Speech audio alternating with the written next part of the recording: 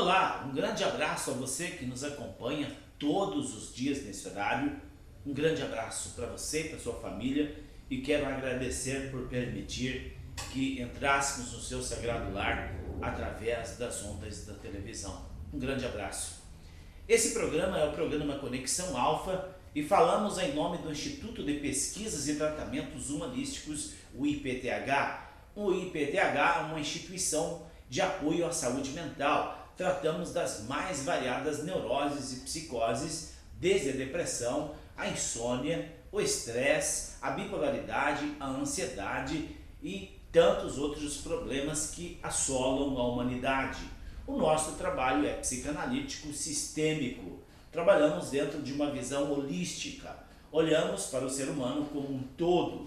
Não tratamos a doença. Buscamos eliminar a origem causadora das doenças. Tudo bem, Mayusha? Tudo bem, e você? Tudo maravilhosamente bem. Sobre o que vamos falar no programa de hoje? Hoje a gente vai responder o e-mail do Marcos. Ele escreve assim: companheiro, me fala uma coisa. Existem mesmo esses tais universos paralelos? Não digo no sentido de planos paralelos como o plano astral é para o plano físico, mas no sentido de existirem infinitas realidades paralelas do mesmo plano ao mesmo tempo, como os físicos ficam cogitando. Tipo assim, existiria um outro plano agora coexistindo com o nosso, onde você não seria psicanalista nem escritor? Onde o Facebook nunca foi inventado? Faz algum sentido essa especulação da nossa ciência? Meu amigo Marcos, agora você me apertou sem abraçar, mas vou te responder. Nós trabalhamos aqui no IPTH dentro de uma visão científica e filosófica.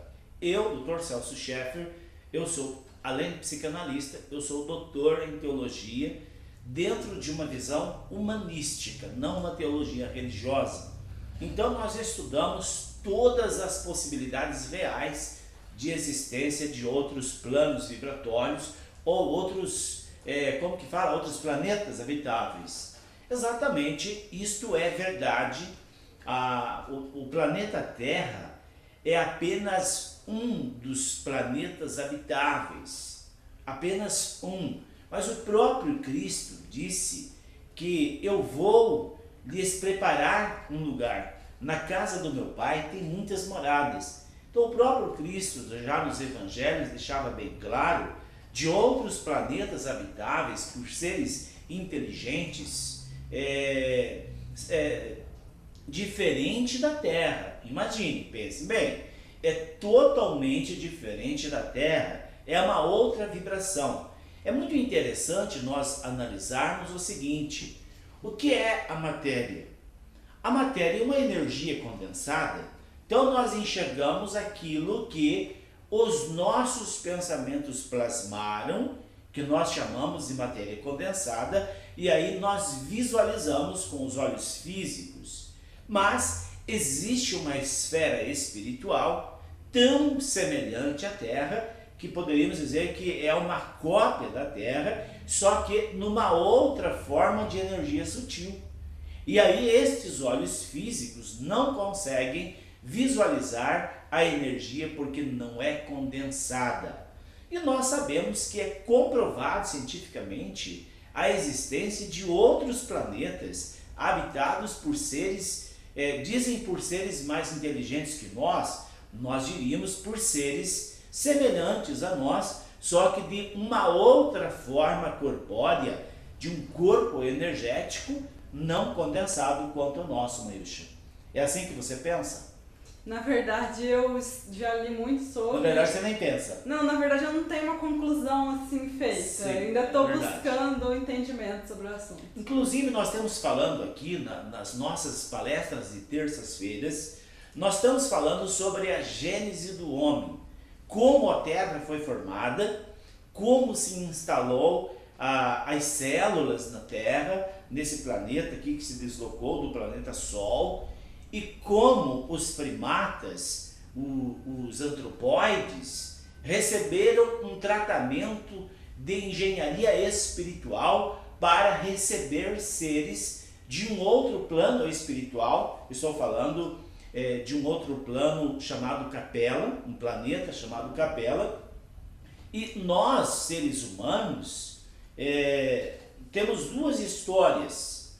Uma antes do acrisolamento, a preparação deste ser neandertal, desse antropóide, que eram os nossos ancestrais, e após a vinda dos capelários, dos espíritos degradados de Capela, conta-se uma outra história do ser humano, que aí nós chamamos de evolução.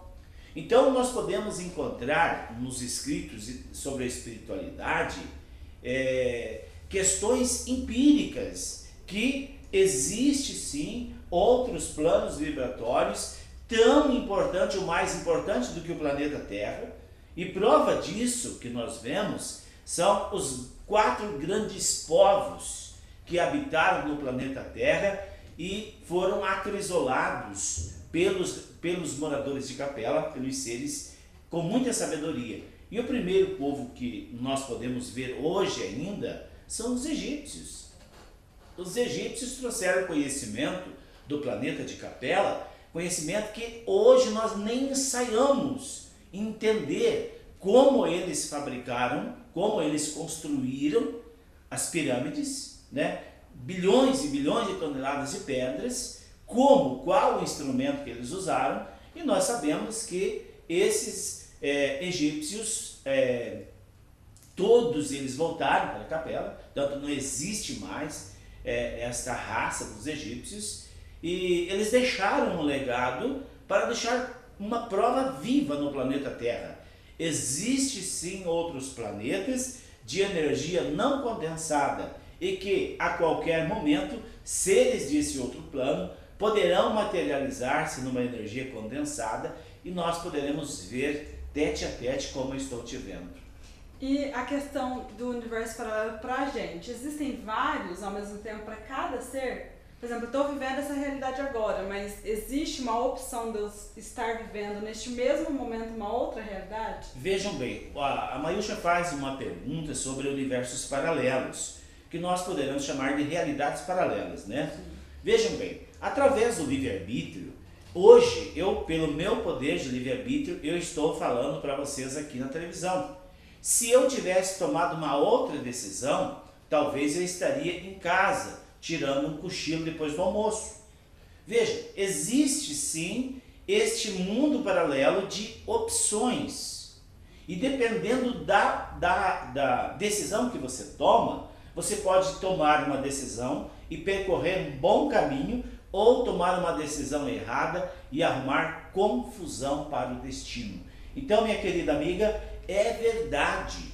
Existem muitas verdades paralelas ou caminhos paralelos que está em nós o poder de escolha, o poder de decisão, como nós queremos viver. Então, pensando assim para esse lado, na verdade, o destino depende das nossas escolhas. Não existe um destino traçado já? Não existe uma pré-determinação do destino, porque, vejam bem, se fôssemos predestinados, seríamos seres robotizados, ausentes de consciência e de poder tomar decisão. Então, nesta sagrada lei do livre-arbítrio, é que nós podemos compreender que o destino é escolhido, determinado e arquitetado por nós mesmos. Vou citar um exemplo. Vamos dizer que a Dona Maria, nossa telespectadora, quando tinha 20 anos, ela resolveu casar com o seu João. Seu João, um homem trabalhador, um homem honesto, um homem lutador, e hoje ela está muito feliz. Mas se aos 20 anos a Dona Maria resolvesse casar com outra pessoa, como o Carlos, alcoólatra, desempregado, não gosta de trabalhar, gosta de encostar na mulher para ser sustentado. Então veja, ela poderia ter qualquer um desses destinos. Se ela escolhesse, o Carlos teria um destino funesto. Como ele escolheu o seu João, que eu falei, ela está feliz. E é assim, meus queridos telespectadores, a grande importância que nós temos sobre o nosso destino.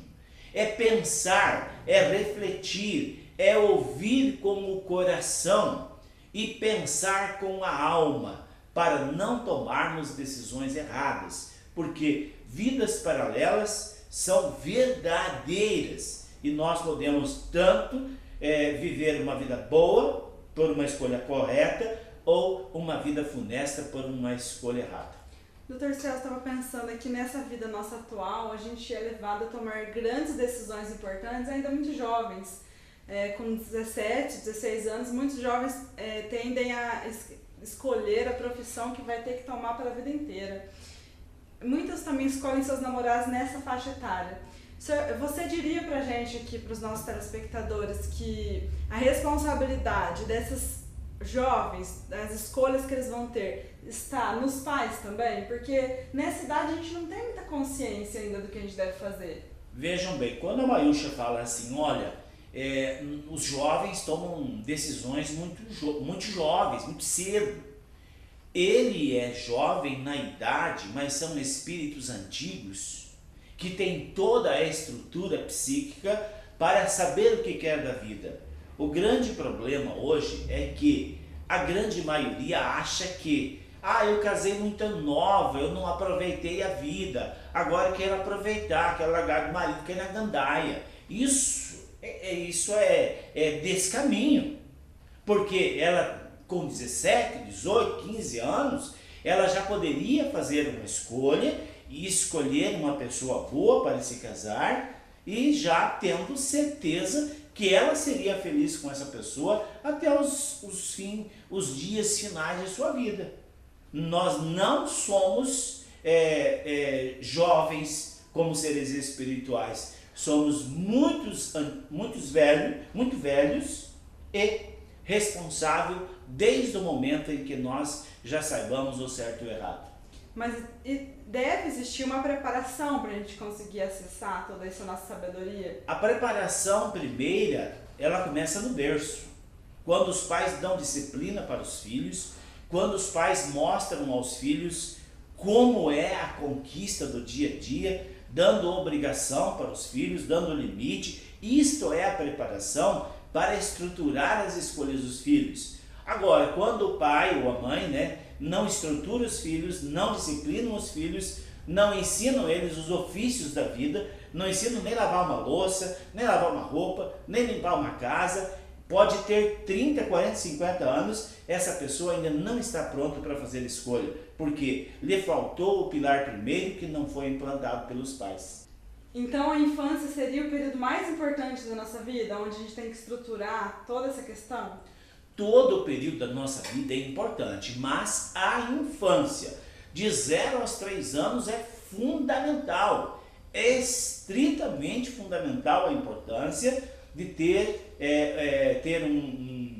uma base, uma disciplina na criança e limites para a criança, porque até os 7 anos ele forma o caráter, a personalidade, e o caráter vem forjando também no dia a dia, e aí se ele receber dos pais essa estruturação, e é extremamente importante até os 7 anos. Não que depois não conserte, mas é mais difícil. A minha bisavó, que eu tive a grata satisfação de conviver com ela, já dizia, o pepino se torce quando é pequeno. Acabou o tempo de hoje, seguindo as orientações do Dr. Celso, cuidem bem das crianças, gente. Até uma próxima oportunidade. Um grande abraço a todos.